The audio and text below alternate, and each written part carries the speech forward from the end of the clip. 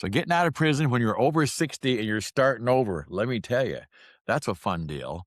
That's why I started my career at Pizza Hut washing dishes at age 60. And a lucrative deal and a career that was, let me tell you what. But I have to say, fortunately, the guy hired me because the area I came back to, being a felon who was 60 years old, wasn't really good on the resume. No one really seemed to give a shit about you. It was yours was a little different when you got out, I believe.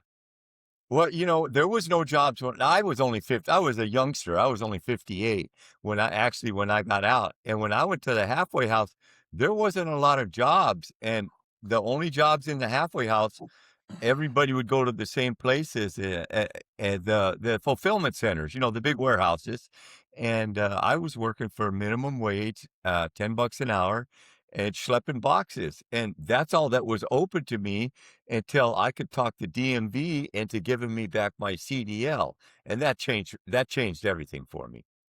My support, I couldn't even spell DMV or CDL. I mean, that's just how it was. But when you get out first and you're no matter what age you are, you have to deal with the first stone wall, and that's probation. And I want to talk about that real quick for a minute because probation is fucking horrible. Because first of all, you get out and their job is supposed to be to help you get back in the system and work in with your family and find jobs. Bullshit. Their job is to get you if you get in trouble. That's what it is. That I didn't see him ever do anything else but that. In fact, it was so bad for me. The first guy I had was okay. He didn't really mess with me much. The second guy I had, you know, he literally didn't speak English. Couldn't understand a word he said. I still, until the day I got a probation, never heard his name said by someone where I could understand it. And so that's a wall for you. Again, yours was different. I had a good experience with my federal probation. They were encouraged me. I was living out at my sister's in Lake Havasu. They'd come out once in a while. They let me drive out of state so I could haul cars, and because I got my CDL, like I said, and they were fine. My problem was a probation officer from a pot case in Rhode Island that was 20 years prior, but they gave me 25 years and 9 to serve, which I served, and I was still on technically on probation. Oh, and this fucking guy, he made me leave my sister's. I couldn't work. I couldn't go leave the state, so I had to quit my job, and it took my place to live. It took my good job. I had to move here to Riverside, where I live now, didn't know a soul, but I got a cool probation officer and they let me go out of state. So basically I started living in a truck most of the time and hauling cars. But you're right. The whole thing was set up for me not to succeed. Exactly, and when you're older, like you said, you're in late 50s, I was 60 when I go, it makes it harder because and people can say, "Well, I don't feel sorry for you committed a crime." I don't give a shit feel sorry for me or not. The reality is it costs you more money to have us out wandering around because next thing you're gonna do is they do show you how to apply for benefits. They give you a sheet of paper, go down and apply for benefits. That's their career advancement. Apply for benefits, sell your plasma, get a bus ticket, go apply for more benefits. Good luck to you. Because when you leave prison, they go, here's your ticket, there's your bus. That's your instructions when you leave, and probation doesn't help. You Well, know, Jack, don't you remember when we were still in the camp? They had that big thing, pre-release thing. You were involved in it, but you weren't ready for pre-release yet. But since you ran education, you were there, and they had you go around to these. They'd set up these tables, and they were different Oh, things that were going to help you. And one of them was selling your blood. And I'm thinking, what the fuck, man? Is this? Yeah, I mean, they're telling you basically that's going to be one of your one of your but income streams. it was so stupid. This is a program they give to inmates to tell them how to make it when they get out. And so you get in this line and you draw these cards. It's a Monopoly game, kind of. And the very first thing they tell you to do is go to a pawn shop and sell your belongings to get a bus ticket to go across town to sell your plasma. Now, there's one thing wrong with that. When you get out and you're an inmate, you ain't got no fucking belongings. So I don't know what you're supposed to sell there. The only belongings you got is your plasma, and you can't get to Yeah. the place to sell your plasma because you can't get a bus ticket. It's a pretty good system. But you remember what the woman said to put it on? We said it was ridiculous. She goes, but someone in Washington designed this program. Yeah, Well, you boy. know it's gotta work then.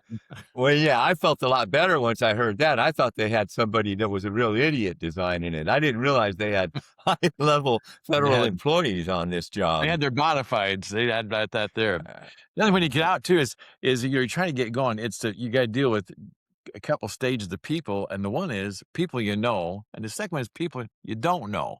And the people you know, I don't know about you, but people you know, they sometimes they a buddy of mine, he's looked at me and looked at me. I said, "What is it? What are you looking for?" He goes, "Where's your tattoos at?"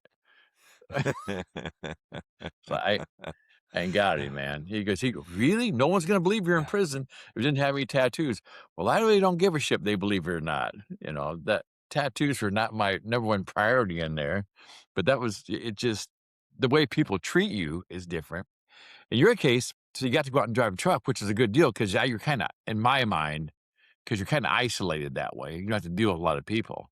Oh, You know, it's not kind of. You are isolated. The really, I went when I moved here to Riverside, I live here, I live in a hovel, and I it's a weird thing. I don't have any contact. My view out my window is a fence. And so I'm at home, I'm alone, but I go out in the truck and the only people I talk to really for sometimes for weeks at a time were people who work in the truck stops, the women who work behind the counter, stuff like that, and then I would talk to the people at the car dealerships when I was dropping off cars for a few minutes, but man, was I isolated, except when I talked to you, I was just trying to save money and, work as much as I could and build my credit, which I was allowed to do, build my credit, which is the best thing you can do in your life is build your credit, and they wouldn't even let you do that. no, no, probation guy told me, he said, the one probation guy told me, he said, I was supposed to take some classes. So I've signed up to take some classes. And he says, I told him I got to get a credit card. First guy goes, yeah, I don't care. Get a credit card. Cause I need to get a car. I had no credit. So I went around and no one would give me credit to buy a car, give me a credit card until I ran this little bitty credit union in Cedar Rapids, Iowa. And they said, you know what? We're going to take a chance how this goes. And let me tell you something. I will never leave that credit union because they took me and I don't get they're small, but I will never leave. I could win the lottery. It's going in that bank. And but the thing is, so they gave me a chance. But the second probation guy I had, he ran my credit. He goes, "You have a credit card? Credit card? Oh my God." He's just freaked out. I said, "Well, yeah, I got a credit. You can't have a credit card. You can't have credit card." And it's like, Jesus Christ, man, take it easy, But I had to get rid of the credit card, couldn't build my credit. The first guy, on the other hand, was a little ridiculous too, because he told me, 'cause I talked about working with you on the business, Prison Break Brewery. You can see our shirts that we're now doing this right out front of everybody. Couldn't used to do it that way, had to hide it. First guy, I told him about it. He goes, "Oh, well, how'd you meet this guy?" I said, "Well, in prison." He goes, "Oh my God, you can't, he's a felon." I said, "Well, I know he's a felon. Prison Break Brewery." He goes, "Oh no, you can't talk to him. No, can't talk to him." I told him I'd written the book, False Confessions, which is right behind me here, about a guy I knew in prison. He go, "Oh, no, you can't." I said, "The book's already out." "Well, we'll see what happens," he goes. Uh, "Nothing's uh, gonna happen." So you can't talk to felons. So I broke it to him. I said, "I work at a pizza place in a dishwashing line, and the pizza people are making them. There's 8 people, and 5 of them are felons." And he goes, "Well, you can work with them, but don't talk to them." That's exactly what he said. Don't so I guess we're supposed to go hand signals. yeah, and it's so funny because there's no, like, continuity through that thing because when I got out and I told my PO, "Hey, look, he knows I'm driving a truck." I said, "Look, I'm producing a book. I'm publishing a book that my partner in prison wrote about another guy in prison, and I'm gonna get it published, and so we can try to make some money." And he said, "Are you still driving a truck?" I said, "Well, yeah, that's why I'm paying for it." He goes, "Well, good luck, Mr. Thompson." I had a totally different experience. So there's no set, rules is my point, and they change, and they can actually change, from week to week, and they definitely change if you get a new probation officer. Oh, it's craziness. It's craziness. And the thing is, I researched here one time. I had some time. Look, it's guys who have been prosecuted for talking to another felon, and there aren't any No. because these jobs you get when you get out, the people are gonna hire you, they're felons. So I left the pizza place, which was in the hood, and went down to the grocery store, which is deeper in the hood. Everybody I worked with there was a felon, Yeah. and I asked them, I said, "Did you guys ever get the word you can't talk to felons?" And the one guy said, "Well, yeah." He said, "My probation guy says, 'Don't talk to felons if they're dealing drugs.'" Well, that makes more Well, sense, it you makes more know? sense. No. That's not out of the realm there. I like that. No. So Yeah. he said, "But that was it." But, but takes there's no continuity. So, but the nice thing, before I left, and now you were isolated. I definitely wasn't isolated. I got down to store work there. But the nice thing it was in the hood. And the people in the hood, they expect you to be a felon. If you're not, you don't even belong with us. You know, that's just kind of the deal. Uh, yeah, with the truck driving, I worked, with a lot of felons. There was a lot of ex-felons drove truck too, and that's actually one of the better paying jobs that an ex-felon can get. And I could work my ass off and make over $100,000 a year. Well, you can't, you could never do that. I mean, No. it just couldn't happen. And so, thank God for truck driving. It's a good way, for people coming out of prison to make a decent living.